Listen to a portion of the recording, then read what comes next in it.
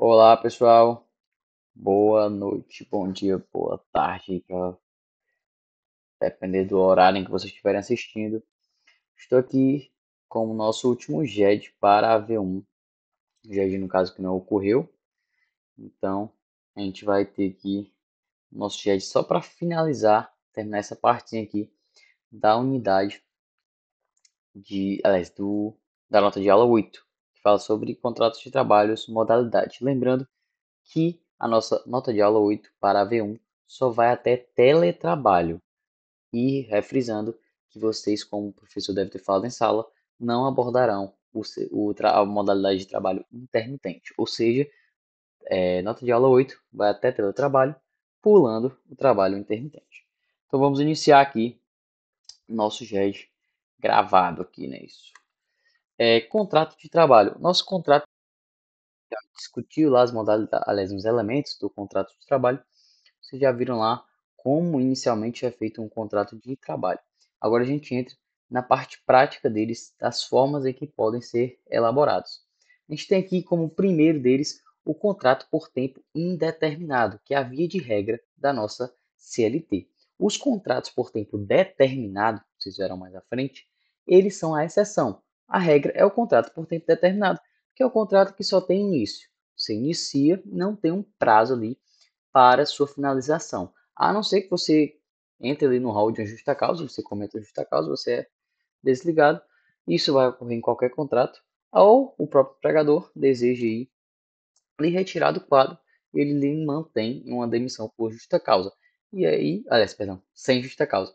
Você vai receber todas as suas verbas lá, rescisórias e ademais. Mas, via de regra, nosso contrato é por tempo indeterminado. É um contrato que não há é, interesse em uma finalização prévia, obedecendo também o nosso princípio da continuidade da relação de emprego, da continuidade da relação empregatícia. Ou seja, a via de regra sempre vai ser o contrato por tempo indeterminado.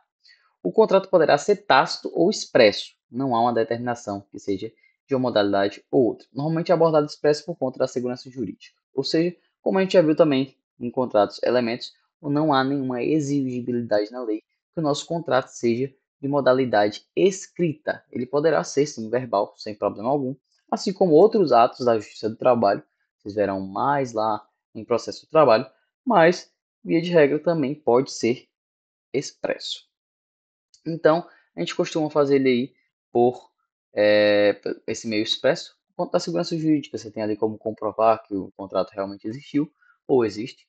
E, tacitamente, você não tem a sua palavra contra a palavra de quem está dizendo que existe.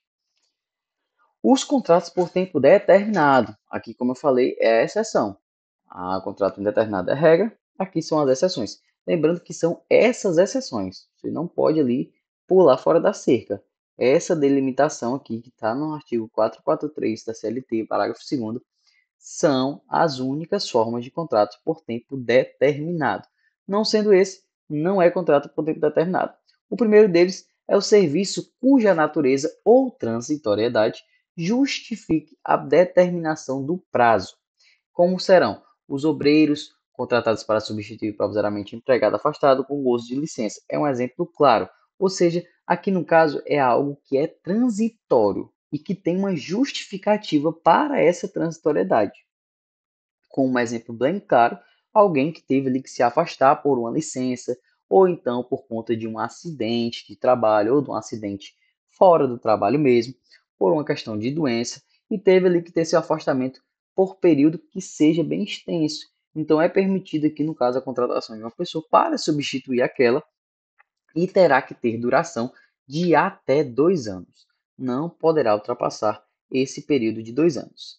A outra opção é a atividade empresarial de caráter transitório. Aqui são para as empresas que têm o caráter transitórios, que têm caráter transitórios. No caso, aquelas empresas em que a demanda estica em um período específico do ano. Por exemplo, as empresas e os hotéis, as empresas que produzem ovos de Páscoa, fogos de artifícios, elas são empresas que funcionam durante todo o ano, ok. Porém, em períodos determinados ali do ano, ela tem uma natureza maior de seu movimento, de sua procura.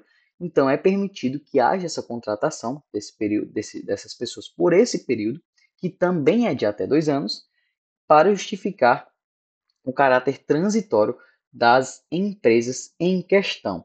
E, por fim, o nosso contrato de experiência, que é aquele contrato que comumente ocorre com um período de 3 meses, ali, de 90, no caso 3 meses, não, 90 dias, que é feito antes ali como um teste, para saber se a pessoa está, ou se vai estar apta para desempenhar aquela função durante todo o seu contrato ali, por tempo indeterminado. Então é feito um teste, basicamente uma experiência, com aquela pessoa durante aquele período de até 90 dias. E se a pessoa, no caso, se desempenhar e a empresa querer transformar aquele contrato em um contrato por tempo determinado, ele vai acontecer. Lembrando que todas essas três opções, pessoal, precisa que haja a prorrogação apenas uma única vez dentro desse período. Ou seja, os de 2 anos tem que ter uma prorrogação até dentro desses 2 anos. Ah, Vitor, ele já pode fazer o contrato de início de 2 anos? Pode, sem problema algum. Então, mas aí no caso, quando se ele for fazer o desligamento, ele vai ter que fazer o cumprimento do restante do contrato. E aqui, quando ele tem a opção de prorrogar uma única vez, ele pode, possivelmente, um exemplo, fazer o contrato de um ano, depois prorrogar por mais um ano. Mas aí vai depender da forma. Se ele prorroga por mais de uma vez, se ele prorrogar por mais de uma vez, o contrato automaticamente vira um contrato por tempo indeterminado. Ou seja, essa uma vez é o extremo. Prorrogou mais de uma, vira indeterminado. Independentemente de quantos dias ele prorrogou, independentemente de estar dentro do prazo. A prorrogação é somente uma única vez. O lapso temporal. Aqui é a questão do tempo entre um serviço temporário e outro. O serviço temporário e outro, aliás, entre o serviço temporário e outro, deve ocorrer um período de lapso temporal de 6 meses, para prevenir que as empresas não estejam ali contratando pessoas só temporárias. Ah, eu vou contratar aqui só temporário porque a verba rescisória é menor, entendeu? E aí uma forma de sanar também esse tipo de conduta, até porque você sempre vai estar ali à mercê de um contrato temporário, não vai ter uma segurança, um impasse ali. Aliás, vai ser um impasse para você em questão de aquisição, de questão de subsistência e ademais. Então, a CLT traz, nosso artigo 452, essa obrigatoriedade do lapso temporal de no mínimo 6 meses entre um contrato por tempo determinado e outro. Lembrando que está vinculado à empresa. Então, naquela mesma empresa, você só vai ter um contrato por tempo determinado durante aqueles lapsos temporal de 6 meses. É possível celebrar mais de um contrato de experiência com o mesmo funcionário, ok, desde que o segundo período de experiência seja outra função ou cargo, ou seja, ele contrata ali mais de um período de experiência, mas aí no caso ele te contrata ali por 3 meses, por exemplo. Ah, mas não deu certo nessa aqui, vou te contratar para outro por 3 meses, outro cargo. Pode, sem problema algum. Agora ele não pode fazer, aliás, de contratar novamente como experiência para o mesmo cargo. Contrato intermitente, a gente não aborda, como eu falei, o professor não abordou o contrato de trabalho intermitente. Ele vai ser objeto aí mais à frente dos nossos estudos. E a gente passa para o contrato de teletrabalho. O contrato de teletrabalho está previsto no nosso artigo 75B da CLT. É um artigo atual, certo? Porque o teletrabalho é algo mais contemporâneo e surgiu mais no período da pandemia. Então, ele está previsto no nosso artigo 75B. Considera-se teletrabalho o trabalho remoto, a prestação de serviços fora da dependência do empregador, de maneira preponderante ou não, com a utilização de tecnologias de informação e de comunicação, que por sua natureza não configure trabalho externo. Parágrafo 1º. O comparecimento, ainda que de modo habitual às dependências do empregador para a realização de atividades específicas que exijam a presença do empregado no estabelecimento, não descaracteriza o regime de teletrabalho ou trabalho remoto. Artigo 6º da CLT diz que não se distingue entre trabalho realizado no estabelecimento do empregador ou executado no domicílio do empregado e o realizado à distância, desde que estejam caracterizados os pressupostos das relações de emprego. E o seu parágrafo único, os meios telemáticos informatizados de comando, controle e supervisão se equiparam, para fins de subordinação jurídicas, aos meios pessoais e direitos de comando, de controle e supervisão do trabalho à lei. Basicamente, o teletrabalho, pessoal, consiste em a pessoa estar dentro da sua residência como se ela estivesse dentro da própria empresa. Então, ela ali, o único fato dela não estar na empresa é o fato dela não estar fisicamente na empresa. Mas dentro da casa dela, ela consegue redigir e trabalhar das mesmas formas, das mesmas atribuições em que ela estivesse dentro da empresa. Sendo assim, essa é a forma de teletrabalho, basicamente. A gente deve observar ali a diferenciação entre trabalho externo e teletrabalho. O teletrabalho, como eu falei, ela só não está fisicamente dentro da empresa. O trabalho externo é aquele desempenhado fora das dependências da empresa, mas você está diretamente ligado a ela, como por exemplo o vendedor externo.